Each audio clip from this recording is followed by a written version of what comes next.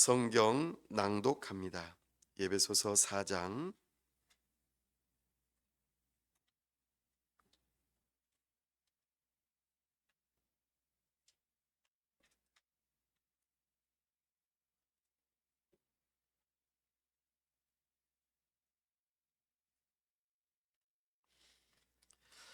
하나님 말씀입니다. 예배소서 4장 1절에서 16절 말씀 한 절씩 교독합니다.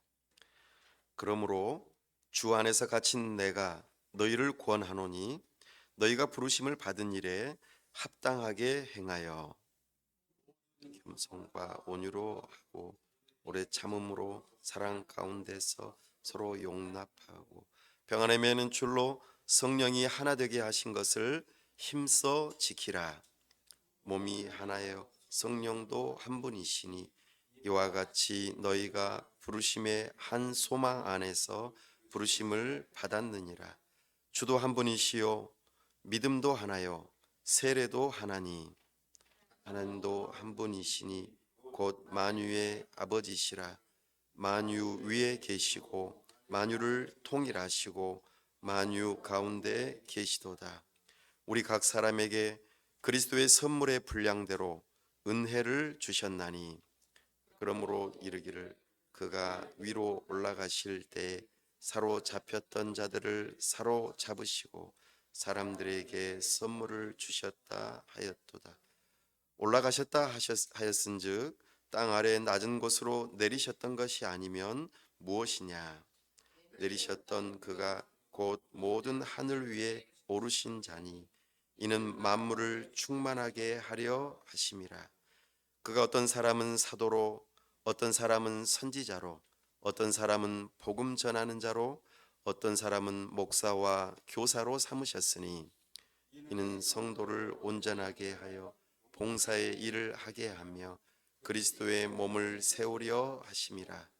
우리가 다 하나님의 아들을 믿는 것과 아는 일에 하나가 되어 온전한 사람을 이루어 그리스도의 장성한 분량이 충만한 데까지 이르리니 이는 우리가 이제부터 어린아이가 되지 아니하여 사람의 속임수와 간사한 유혹에 빠져 온갖 교훈의 풍조에 밀려 요동하지 않게 하려 함이라. 오직 사랑 안에서 참된 것을 하여 범사에 그에게까지 자랄지라. 그는 머리니 곧 그리스도라.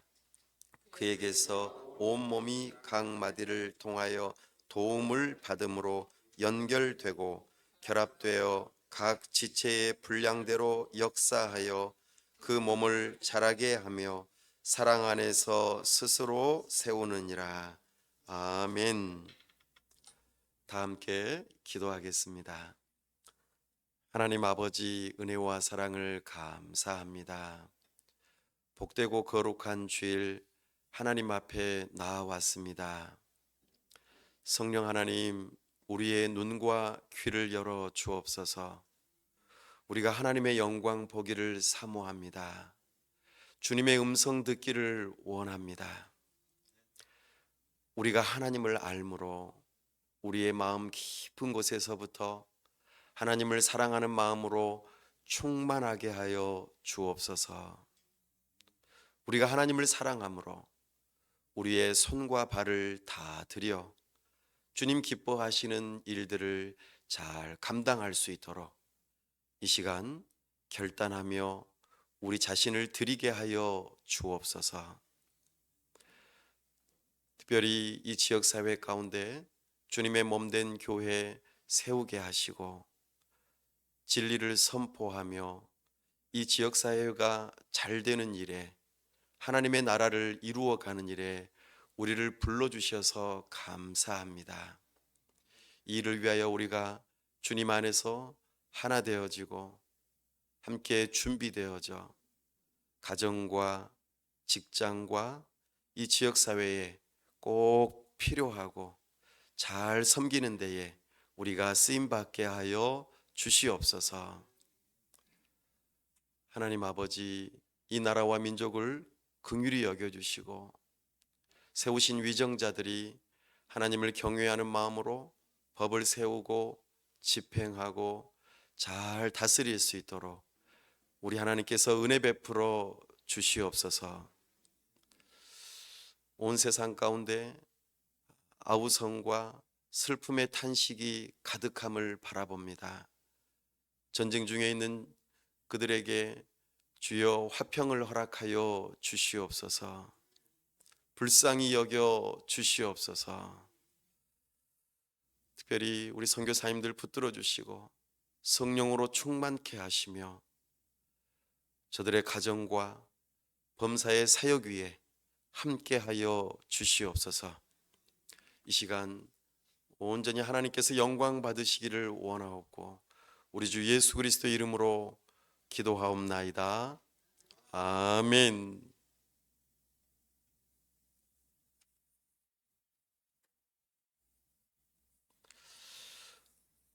오늘은 그리스도의 몸된 교회라는 제목으로 주의 말씀을 선포합니다.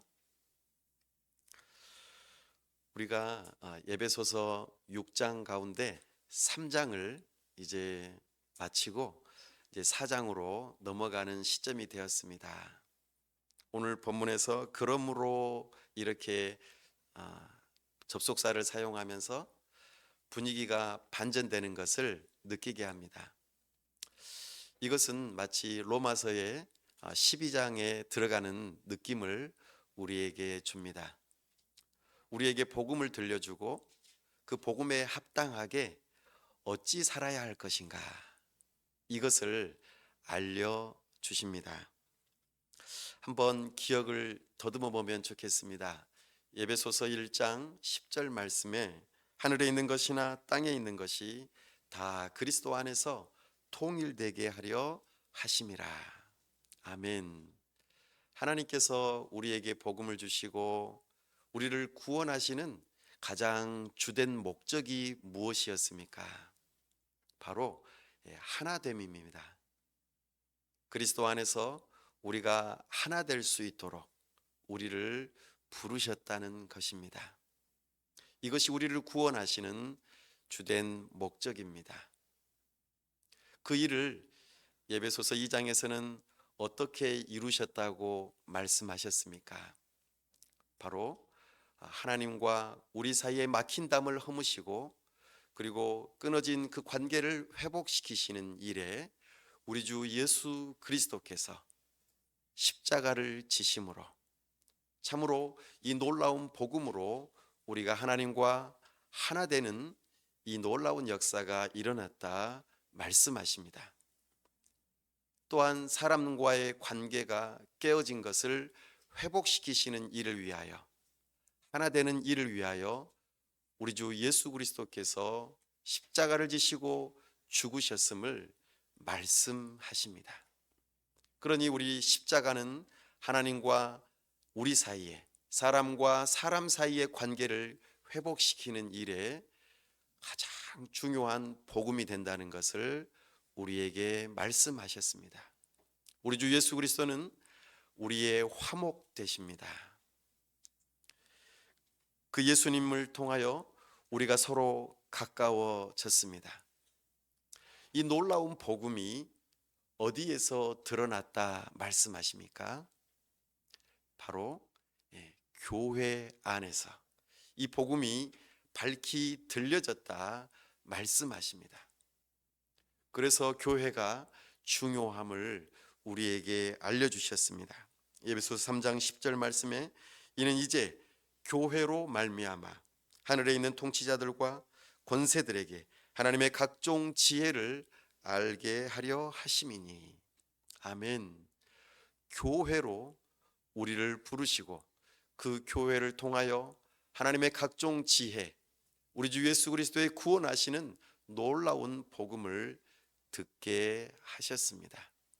그러니 교회는 너무나도 중요하죠. 이제 그 교회를 통하여 우리 하나님께서 어떻게 하나님의 뜻을 펼치시고 그리고 우리를 새롭게 하시며 우리가 헌신해야 할 것인지 구체적으로 하나하나 알려주고 싶어 하십니다. 그래서 그러므로라고 하는 단어를 사용하셨습니다. 우리 4장 1절 말씀 함께 읽어보겠습니다. 그러므로 주 안에서 갇힌 내가 너희를 구원하노니 너희가 부르심을 받은 일에 합당하게 행하여. 아멘. 우리가 교회로 부름을 받아 합당하게 행하는 일을 알려주기 위해서 우리를 부르셨습니다. 사랑하는 여러분, 우리가 교회를 선택하는 것이 아닙니다. 오늘날 인터넷을 통해서 또 여러 가지 모양으로 교회를 소개받고 또 목사님 설교도 들어보고 내가 이 교회를 가야지 이렇게 선택하는 것처럼 여겨질지 모르겠습니다. 그러나 결코 그렇지 않습니다. 우리 주님께서 말씀하십니다. 너희가 부르심을 받은 일에 합당하게. 교회는 부름을 받았기 때문에 올 수 있는 것입니다. 그 부르심의 주체가 바로 하나님 아버지이십니다. 성령 하나님께서 우리를 이끄셔서 교회에 오신다는 것을 기억합시다. 그렇게 우리는 하나님의 부르심으로 교회에 참여하게 되었습니다. 그 교회는 생명이 있습니다. 그래서 그 교회가 마치 어린아이가 응애하고 태어나는 것처럼 시작되었다가 점점 더 자라가 성년이 되고 어른이 되는 그와 같은 과정을 거쳐갑니다. 그래서 교회는 살아나기도 하고 병들기도 하고 심지어는 죽기까지 합니다. 그렇다고 해서 우리 주님의 세우신 교회가 아주 없어지는 것은 아닙니다.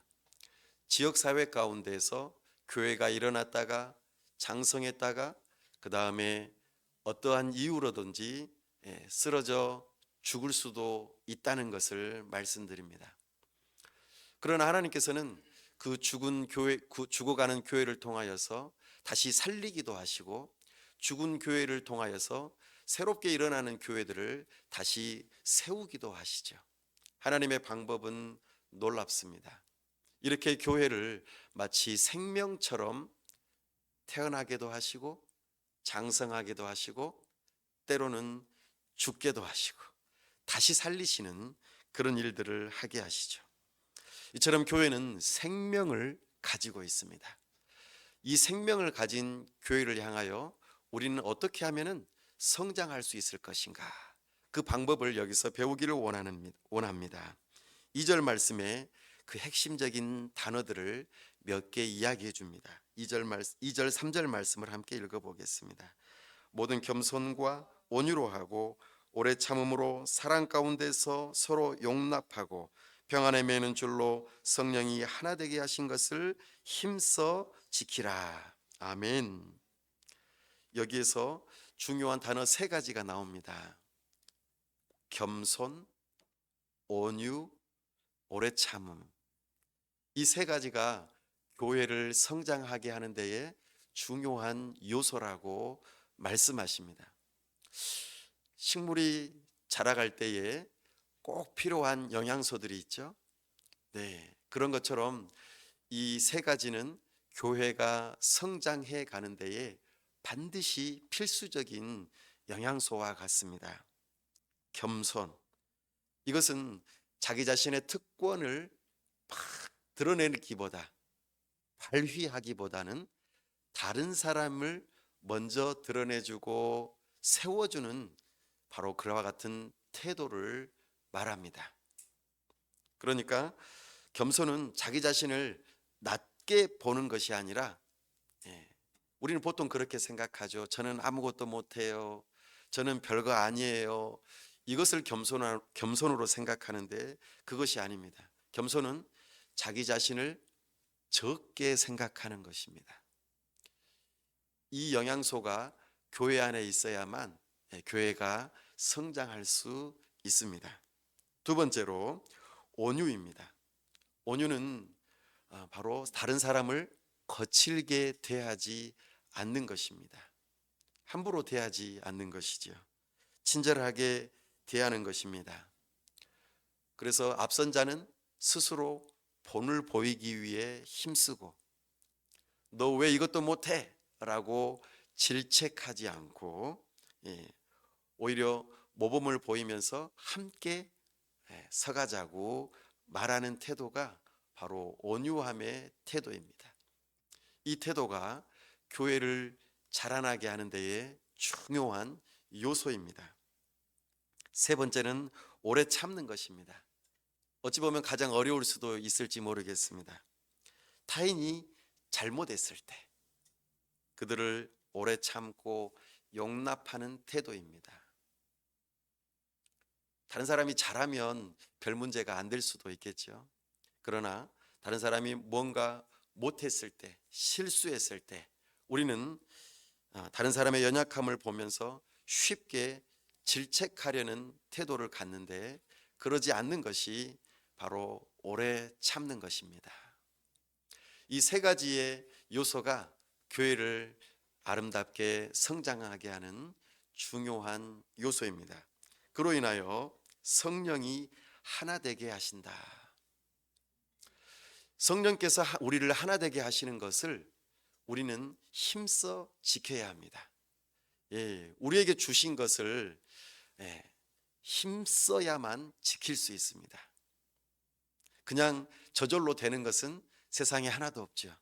그래서 겸손과 온유와 인내를 우리에게 말씀하시고 이것을 힘써 지켜야 할 것을 우리에게 말씀하십니다. 이렇게 교회가 하나 되는 일을 통하여 점점점 성장하게 될 것인데 이것의 근본이 되고 본이 되는 그 원리가 어디에 있는가 성경에서 알려주십니다. 에베소서 4장 4절에서 6절 말씀에 그 중요한 원리가 담겨 있습니다. 한 번 더 읽어보실까요? 몸이 하나요 성령도 한 분이시니 이와 같이 너희가 부르심의 한 소망 안에서 부르심을 받았느니라. 주도 한 분이시요 믿음도 하나요 세례도 하나요 하나님도 한 분이시니 곧 만유의 아버지시라. 만유 위에 계시고 만유를 통일하시고 만유 가운데 계시도다. 아멘. 성령 한 성령 안에서 우리가 한 몸이 한 소망이요 소망을 가지고 한 몸으로서 하나 된다라는 것을 말씀하십니다. 또한 한 주님 안에서 한 믿음으로 한 세례를 받으면서 하나 되어진다 말씀하십니다. 하나님 아버지께서 이 모든 것을 하나 되게 하시고 통일되게 하신다 말씀하십니다. 이것이 우리가 서로 겸손과 온유와 인내를 가지고 하나 되기 위한 그 노력의 근거라는 것을 말씀하십니다. 우리가 믿는 기독교에서 믿는 하나님은 어떤 하나님입니까? 삼위일체 하나님입니다. 성부 하나님, 성자 하나님, 그리고 성령 하나님. 독립적으로 인격적이신 각각의 하나님이십니다. 그런데 서로가 권능과 그리고 지혜와 모든 것이 동등하신 한 하나님이십니다. 이것이 우리가 믿는 기독교의 하나님입니다. 분명 질서가 있지만 서로 독립적으로 계시지만 한 하나님이라고 말씀하십니다. 이 삼위로 계시는 한 하나님께서 서로 사랑하시고 너무나도 충만하게 함께 거하시면서 누구를 지으셨습니까? 우리 사람을 지으셨습니다. 그러므로 우리 자연과 모든 사람들은 이 삼위 하나님의 영광을 그대로 반영하는, 드러내는 그곳으로 우리를 부르셨다는 것이죠. 다시 말씀드려서 우리 교회 안에 나이가 어린 사람도 있고 장성하신 분도 계시고 그리고 남자도 있고 여자도 있고 여러 가지 각각의 배경을 따라 다른 분들이 다 모였습니다. 그러나 우리가 하나가 될 수 있는 것, 이것의 근거는 삼위일체 하나님께서 한 하나님이시기 때문에 우리 또한 그렇게 될 수 있다는 것입니다. 그 일을 위해서 우리를 교회로 부르셨다는 것이죠. 이것이 교회가 세워지는 가장 주된 이유입니다. 우리 삼위 하나님께서 우리를 그렇게 부르셨습니다. 삼위일체 하나님의 놀라우신 서로 사랑하심이 우리 교회를 만드셨어요. 놀랍지 않습니까? 그러므로 우리는 이 교회 안에서 삼위일체 하나님을 알고 배움으로 서로 하나 되어질 수 있는 것이지요. 교회는 삼위일체 하나님의 그 영광을 반영하는 것입니다 라고 이야기해 주는 부분이 오늘 우리가 읽었던 대목입니다. 이게 오늘 우리의 주제이죠. 또 다음 주에 행할 것은, 또 말씀드릴 것은, 우리 한 사람이 삼위일체 하나님께서 우리를 너무나도 사랑하셔서 우리를 지으셨다라는 것을 말씀하시면서 예수 그리스도 안에서 우리가 새롭게 태어나 새로운 피조물이 된 우리 개인의 새로운 하나됨, 이것을 내가 어떤 존재인지를 알려주시는 내용이 그 다음에 나옵니다. 그리고 그 다음에는 우리의 남자와 여자가 너무나도 다른데 어떻게 결혼하고 하나가 될 수 있는지, 가정을 어떻게 이루어서 자녀들과 어떻게 하나가 되는지, 이 원리를 실천할 수 있도록 알려주는 내용이 에베소서 5장 그리고 6장까지 이어져서 나타납니다. 나아가 직장과 이 지역사회 가운데에서 우리가 왜 하나 되어져야 하는지, 또 그렇게 하나님의 나라를 이루기 위해서 노력해야 하는지를 그 다음에 알려줍니다. 이처럼 복음이 우리로 하여금 어떻게 새로운 피조물이 되게 하시고, 또 우리를 교회로 부르셔서 하나 되게 하시고, 이 교회에서 하나됨을 잘 배워서 가정과 직장과 이 지역사회 가운데서 어떻게 하나 되기 위해 힘쓰고 하나님의 나라를 이루어 가야 할 것인지를 우리에게 알려주시는 내용이 여기에 담겨 있다는 것입니다. 그 일을 위해서 우리에게 놀라운 선물을 주신다 말씀하십니다. 내가 구원했으니까 너 힘껏 한번 해봐, 이렇게 하시지 않으시고 우리에게 좋은 선물들을 주셔서 하나 되게 할 수 있도록, 그 일들을 할 수 있도록 능력을 주신다 말씀하십니다. 그 선물이 뭘까요? 7절 한번 읽어보겠습니다. 우리 각 사람에게 그리스도의 선물의 분량대로 은혜를 주셨나니. 아멘.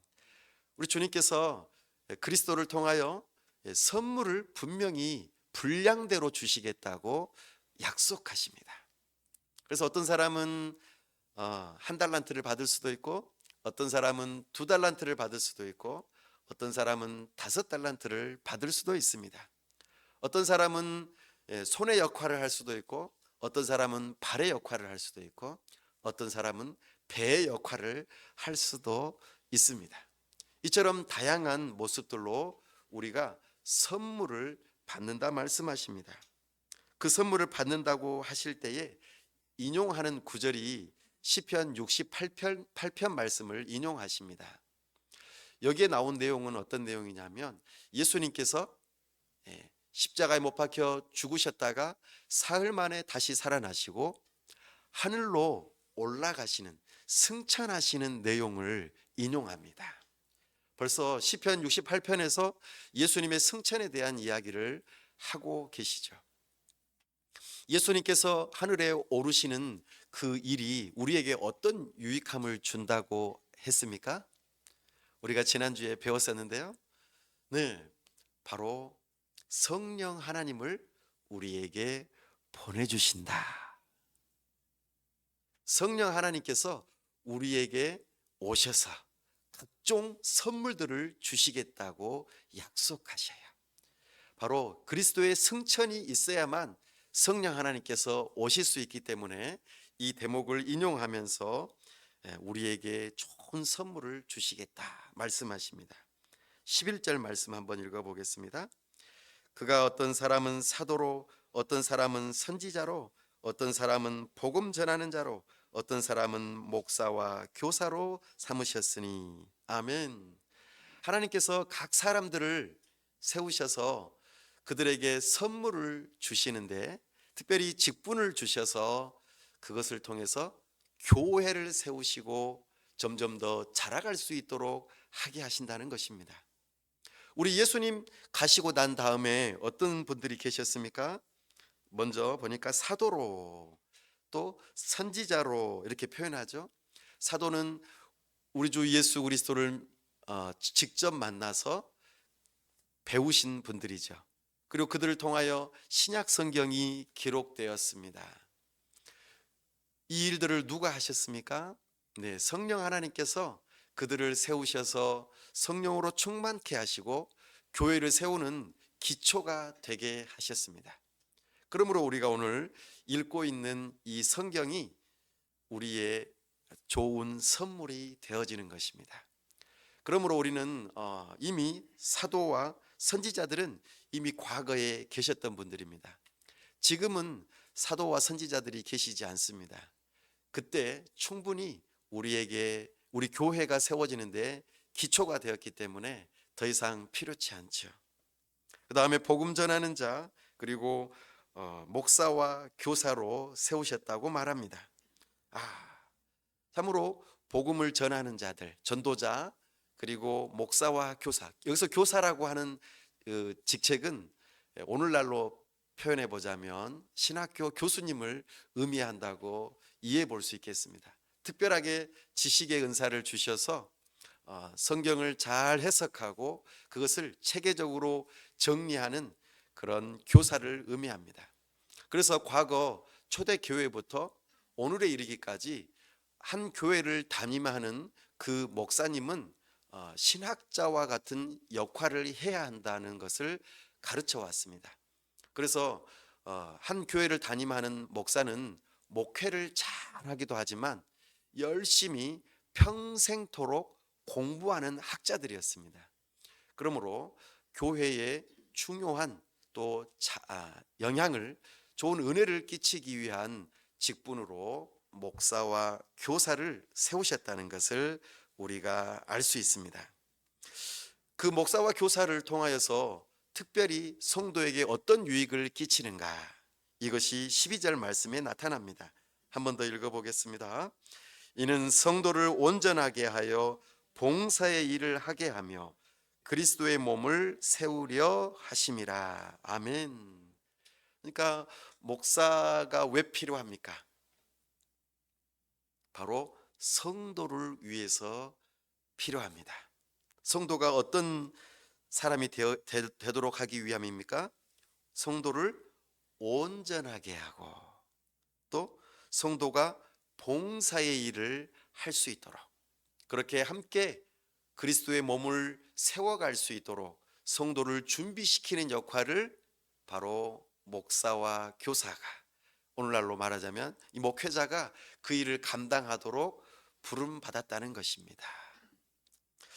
이것을 조금 더 잘 이해하실 수 있도록 제가 축구에 대한 예화를 좀 들어드리겠습니다.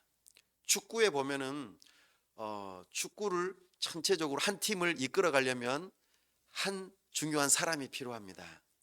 그 사람이 누구냐면 감독입니다. 감독을 도와서 여러 코치들이 있죠. 네. 이 감독이 있어야만 선수들을 불러 모을 수가 있습니다. 우리나라 국가대표 선수들이 이렇게 세워지려면 감독이 누구냐에 따라서 선수가 달라질 수 있습니다. 감독이 딱 봤을 때 저 선수가 우리 팀에 꼭 필요한 사람이야 라고 여겨서 부르게 되어 있죠. 그리고 그 부르심에 응답하는 사람들이 국가대표가 되는 것입니다. 다시 말씀드리면 축구의 감독이 교회의 목사와 비슷한 역할을 하는 사람입니다. 그리고 여러 코치들이 세워지는 것들은 목사와 함께 여러 성도들을 도울 수 있는 리더십들을 의미한다고 볼 수 있겠습니다. 그러면 성도들은 어떤 역할을 감당할까요? 축구에서 말하자면 국가대표 선수들입니다. 성도들은 열심히 뛰는 사람들이 바로 그들의 역할입니다. 그러나 오늘날 가만 교회를 들여다보면은 성도들은 열심히 응원을 하거나 또는 코치를 하는 경우가 종종 있습니다. 누가 뛰도록 그렇게 할까요? 목사님이 뛰어야지. 예, 목회자가 열심히 뛰어야지. 우리는 열심히 돈 벌고 바쁘니까 당신들이 뛰어야지 교회가 세워지는 거야. 이렇게 보통 생각합니다. 근데 아닙니다. 여기에서 우리에게 중요한 원리를 말씀해 주시는데, 진짜 선수는, 국가대표는, 교회 대표 선수들은 성도들이에요. 성도들이 잘 뛸 수 있도록 감독이 선발을 하고 훈련을 시키는 것을 오늘 말하고 있습니다. 그래서 목사는 성도를 온전하게 하여 봉사의 일을 하게 하며 그리스도의 몸을 세우는 역할을 한다는 것이지요. 그러면 관중은 누구일까요? 성도들이 열심히 뛰고 목사가 뛸 수 있도록 코치하고 잘 가르친다면 도대체 관중은 누구일까요? 바로 우리의 가족이 될 수도 있고, 우리의 직장의 동료가 될 수도 있고, 우리 지역사회의 사람들이 될 수 있습니다. 여러분들이 하나님의 말씀을 따라 순종하며 살아가는 것을 누가 본다고요? 우리 가족이 보는 거예요. 그리고 우리 직장 동료가 보는 것입니다. 그리고 이 지역사회 사람들이 보는 거예요. 그래서 내가 국가대표 선수이기 때문에, 내가 교회 대표 선수이기 때문에 내가 잘못하면 누가 비난할까요? 관중이 비난하는 거예요. 그러니까 우리가 잘해야 되는 거죠. 물론 이 대표 선수들을 누가 잘 열심히 가르치고 인도해야 합니까? 감독이 잘해야겠죠. 결국에는 대표 선수들의 모든 책임은 누가 지는 거예요? 목사가 지는 거예요. 목사가 잘해야지 성도들이 잘할 수 있고, 또 성도들이 잘해야지 관중들이 박수 칠 수 있는 것입니다. 이렇게 교회는 구성이 되어 있습니다. 그러면 열심히 뛰면서 축구 선수들이 열심히 뛰는 목적이 무엇입니까? 골을 넣어야 되잖아요. 축구공을 골대에다가 넣어서 멋있게 보여줘야만이 흥미진진하지 않습니까? 그러면 여러분 성도들이 열심히 뛰면서 목표해야 될 것이 무엇일까요? 그것이 중요합니다. 자책골을 넣어서도 안 되겠지만 열심히 골을 넣어야 되는데, 그 골의 목표는 뭐냐? 바로 하나님을 사랑하는 것입니다. 이웃을 사랑하는 것입니다. 그리스도의 장성한 분량에 이르도록 자라가도록 예수님을 닮는 것이 우리의 진짜 골입니다. 이것이 우리로 하여금 점수를 얻게 하는 중요한 목표입니다. 그렇다면 우리의 적은 누굴까요? 제가 말씀드렸죠. 3가지 적이 있다고. 첫 번째는 선수들을 아주 나태하게 만드는 내 안에 있는 정욕, 육신의 정욕, 내가 죽을 때까지 결코 사라지지 않는 이 죄성이 나의 첫 번째 적입니다. 두 번째 적은 누굴까요? 이 세상의 풍조입니다. 그래서 크게 한편으로는 전통이라고 하는 큰 흐름이 있고, 또 한편으로는 자유라고 하는 큰 흐름이 있다고 했습니다.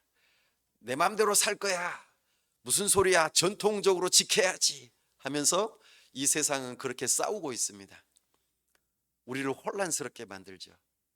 이 세상의 풍조가 우리의 적입니다.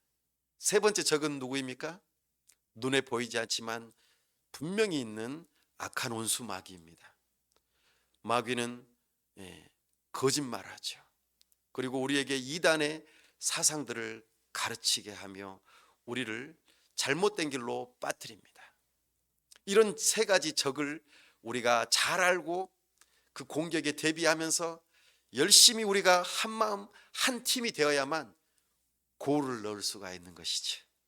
이 일을 위해서 우리 주님께서 우리를 교회로 부르셨다고 말씀하십니다. 진짜 그럴까요?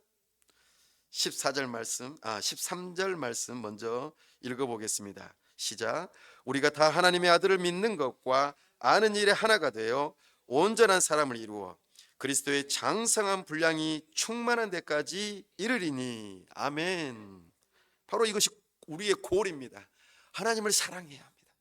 하나님을 아는 것과 믿는 것이 하나가 되어야 합니다. 지식적으로만이 아니라 내 삶 가운데 그 하나님을 체험해야 합니다. 그리고 그 예수 그리스도를 닮아가는 삶이 나타나야 하는 것이죠. 이것이 우리에게는 1점입니다. 어떻습니까? 지난 한 주간 동안 이 골을 향해서 열심히 골을 넣다가 1점을 넣고 오셨습니까? 묵묵부답이신 거 보니까 골을 못 넣으신 것 같군요. 안타깝습니다. 네. 우리의 골을 분명히 해야 합니다. 하나님을 사랑하고 이웃을 사랑하며 예수 그리스도를 닮는 모습. 당신을 보니까 진짜 예수님 같군요. 이런 이야기를 들어야 합니다. 그런 이야기를 들어보셨습니까? 아직도 점수를 못 따셨군요. 주여. 네. 그다음 우리 주님께서는 이 골을 잘 넣을 수 있도록 성령 하나님께서 스포트라이트를 비춰주십니다. 조명을 비춰주세요. 어떻게 해요? 하나님의 말씀으로 이렇게 해야 우리가 골을 넣을 수 있어 라고 가르쳐 주십니다. 그리고 우리에게 너희의 적이 누구인지를 분명히 하여 누구와 싸워야 할지를 가르쳐 주시죠. 14절 말씀 읽어보겠습니다. 이는 우리가 이제부터 어린아이가 되지 아니하여 사람의 속임수와 간사한 유혹에 빠져 온갖 교훈의 풍조에 밀려 요동하지 않게 하려 함이라. 아멘. 우리가 싸워야 할 적이 있다고 분명히 말씀드렸습니다. 악한 원수마귀는 우리를 이단에 빠지게 하고 거짓말로 넘어지게 합니다. 세상의 풍조는 헷갈리게 합니다. 우리가 TV를 보거나 책을 읽거나 영화를 보거나 여러 가지 사람들과의 만남 속에서 사람들의 무리 속에서 꼭 그렇게 해야 될 것처럼 여기게 만드는 그런 흐름이 있어요. 하나님의 뜻과는 전혀 반대되지만 서서히 물들게 만드는 그 풍조가 있다는 것입니다. 우리가 어린아이라면 그것을 분별하지 못할 것입니다. 그냥 세상이 말하는 대로 그냥 따라가고 말 것입니다. 또한 특히 우리가 주의해야 될 것 한 가지, 율법주의와 반율법주의를 우리는 주의해야 합니다. 이것은 복음의 커다란 적입니다. 내가 이것을 잘 지켜야만 하나님께서 나를 인정해 주실 거야. 내가 교회에 반드시 출석해야만 하나님께서 나를 구원해 주실 걸, 이렇게 생각하는 것이 율법주의입니다. 반대로 반율법주의는 내가 교회를 굳이 안 나가더라도, 내가 하나님 말씀을 굳이 안 지키더라도 하나님께서 나를 한번 구원하셨으니까 내 맘대로 살아도 하나님은 나를 구원하실 거야, 율법이 필요 없어 라고 반대적으로 생각하는 생각이 반율법주의입니다. 이 두 가지는 양극단의 생각입니다. 그러나 우리는 복음을 붙들어야 합니다. 하나님께서 나의 죄를 용서하시고 나를 용납하셨기 때문에 나는 하나님을 향하여 사랑을 표현하기 위하여 하나님의 율법을 지킬 거야. 이것이 복음적인 태도입니다. 사랑하는 여러분, 우리는 어린아이와 같이 된다면 우리의 생각을 잘못하여 혼란에 빠질 수 있습니다. 제대로 골을 넣지 못하고 헤맬 수가 있습니다. 우리 편에게 공을 패스해야 되는데 상대편에게 공을 패스해서 그만 실수하고 실패할 수 있다는 것입니다. 사랑하는 여러분, 우리는 그러지 않으려면 어떻게 해야 할까요? 성도로서 온전해져야 합니다. 그러려면 선수들이 감독의 말을 잘 듣고 훈련을 잘 받아야 하는 것이지요. 15절과 16절 말씀 읽어보십시다. 오직 사랑 안에서 참된 것을 하여 범사에 그에게까지 자랄지라. 그는 머리니 곧 그리스도라. 그에게서 온몸이 각 마디를 통하여 도움을 받음으로 연결되고 결합되어 각 지체의 분량대로 역사하여 그 몸을 자라게 하며 사랑 안에서 스스로 세우느니라. 아멘. 우리가 축구할 때에 각자의 역할들이 있습니다. 공격수도 있고 수비수도 있고 중간 역할하는 사람도 있고 골키퍼도 있고 다양한 역할들이 있습니다. 서로가 서로를 격려하면서 자기 자신의 역량을 각화할 수 있도록 최선을 다해서 노력하고 준비되어져야 합니다. 제가 축구 이야기를 해서 죄송하긴 하지만 제가 이제 여기 지역사회에서 조기 축구에 들어가 가지고 열심히 연습하고 함께 뛰기 때문에 이런 예화를 듭니다. 예. 네. 어제는 제가 감독님한테 기본기를 배웠어요. 축구의 기본기. 헤딩하는 법, 패스하는 법, 공을 어떻게 다뤄야 되는지 그런 것들을 하나하나 열심히 연습하니까 저의 경기력이 뛰어나지고 그리고 실수가 줄어들고 함께 골을 넣는 데에 중요한 역할들을 한다는 것이죠. 그런데 중요한 것 한 가지, 축구할 때에 아주 중요한 것 한 가지가 주변을 살피는 것이 너무나 중요합니다. 왜냐하면 우리 편이 어디 있는지 알아야 되기 때문입니다. 그래야 공을 잘 전달해 주겠죠. 교회는 혼자 설 수 없습니다. 교회는 함께 해야 돼요. 축구를 함께 해야 되듯이 교회는 서로 함께 해야 합니다. 그래서 목사는 성도들에게 어떻게 해야 되는지 기본기를 알려드리고 성도들은 그것을 가지고 서로 연습하면서 축복하고 사랑을 격려하고 우리 모이기에 힘쓰자고. 오늘 아침에도 카카오톡에다가 오늘 주일 예배에 함께 나갑시다 이렇게 메시지 한번 올려주는 것이 서로 협력하고 함께 하는 것입니다. 우리는 한 팀이야. 우리 함께 모입시다. 히브리서 말씀처럼 모이기를 피하는 어떤 사람들의 습관과 같이 하지 말고 그날이 가까움을 볼수록 우리 모이기에 힘씁시다 이렇게 말씀하셨던 것처럼 우리 서로의 이름을 불러가면서 기도해주고 격려해주고 혹시라도 실수하면 인내해주고 온유하게 그를 이끌어주는 그 역할을 하는 것이죠. 그래서 제가 실수하면 그 주변에 열심히 빨리 달려와서 저를 도와서 그 실수를 만회해 주려고 노력하는 것, 이것이 좋은 팀입니다. 우리 교회가 그런 교회가 되기를 원합니다. 삼위 하나님께서는 하나 되심을 위하여 그리스도 안에서 우리를 교회로 불러 모아 주셨습니다. 그러니 교회는 그리스도와 연결된 몸입니다. 성부 하나님, 성자 예수님, 성령 하나님이 서로 연결되어서 하나가 되시고 그 성자 예수님께서 우리의 머리가 되시고 우리가 그 예수님에게 붙어 있어야만 교회로서 삼위일체 하나님의 모든 영광, 은혜를 예수 그리스도를 통해서 받아 누릴 수 있는 것입니다. 그것이 교회입니다. 오늘 말씀에서와 같이 그리스도를 머리로 삼고 우리는 주님의 몸된 교회로서 서로 하나 되도록 우리를 부르셨다는 것입니다. 그리고 우리가 올바른 길로 갈 수 있도록 골을 넣을 수 있도록 성령 하나님께서는 계속해서 말씀으로 스포트라이트를 빛을 비추어 주셔서 성경을 읽을 때마다 깨닫게 해주시고 올바른 것을 분별하여 선택할 수 있도록 도와주시며 골을 넣을 수 있도록 이끌어 주시는 분이 성령 하나님이십니다. 사랑하는 여러분, 이제 내일부터가 기대가 되지 않습니까? 오늘은 열심히 축구 연습을 하는 날입니다. 주일은 열심히 우리가 연습하는 날이에요. 어떻게 하면 기본기를 갖추고 어떻게 하면 하나님의 말씀대로 살아갈 수 있을까 배우는 날입니다. 그러니까 반드시 모여야 하겠죠? 주일에 모이지 않으면 어떻게 될까요? 내일부터 실패하는 거예요. 주중에 한 골도 넣지 못하고 적들에 의해서 우리는 헤매다가 실패하다가 또다시 돌아올 수밖에 없어요. 그러니까 우리는 주일날 모여야 합니다. 그리고 이렇게 예배하며 성경을 배워야 합니다. 목사님, 제발 좀 가르쳐 주세요. 우리가 어떻게 하면은 이 실수를 만회할 수 있고 실패에서 벗어날 수 있을까요? 어떻게 하면 하나님을 더 사랑할 수 있습니까? 어떻게 하면 이웃을 사랑할 수 있습니까? 어떻게 하면 예수님을 더 닮을 수 있습니까?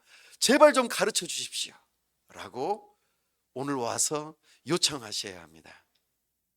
그리고 내일부터는 열심히 뛰시는 거예요. 그런데 우리는 혼자 뛰는 게 아닙니다. 함께 뛰는 것입니다. 그래서 서로를 돌아보고 말씀대로 살아가는지 어쩐지 서로를 향하여서 살펴봐주고, 혹시 내가 뭔가 잘못한 것이 있다면 내가 뭘 잘못했을까 도와달라고 요청하시고, 기도해달라고 요청하시고, 그렇게 함께 하는 것입니다. 그 일을 하도록 우리를 교회로 부르셨어요. 그러려면 우리에게는 반드시 영양분이 필요한 것이죠. 겸손과 온유와 오래 참음. 삼위일체 하나님께서 그렇게 서로 연합하시는 것처럼 우리도 그것을 배워서, 교회에서 배워서 세상 가운데 나아가 골을 넣는 것입니다. 그럴 때 우리의 관중이 되는 가족과 친지들과 직장 동료와 이 지역사회 사람들이 우리를 향하여 박수할 것입니다. 당신 진짜 하나님의 사람이군요. 당신의 아버지 되시는 하나님을 찬송합니다. 너희의 착한 일로 하나님 아버지께 영광을 돌리게 하라. 착한 일을 위하여 우리를 부르셨습니다. 한 사람 한 사람이 모두가 다 귀합니다. 어느 한 사람도 필요 없는 사람이 없어요. 작은 아이의 그 역할이 하나님의 이름을 높이고 아무것도 할 수 없는 것처럼 여기는 사람일지라도 그 사람을 통하여 우리 주님의 이름이 높아진다고 말씀하십니다. 사랑하는 여러분, 오늘 우리 주님께서 이 일을 위하여 교회로 우리를 부르셨다는 것을 기억하고 사랑 안에서 스스로 세워지는 그 일을 위하여 부지런히 모이시고 세상 가운데서 주님의 말씀 따라 힘을 다하여 살아가는 하나님의 백성들 다 되실 수 있기를 간절히 바랍니다. 기도하겠습니다. 우리 시간 함께 기도할 때에 성삼위 하나님의 그 영광스러움과 하나됨을 바라보며 우리 교회도 하나 될 수 있게 하여 주시옵소서. 또한 교회가 하나됨을 위하여 인내와 겸손과 오래 참음을 실천할 수 있게 하여 주시옵소서.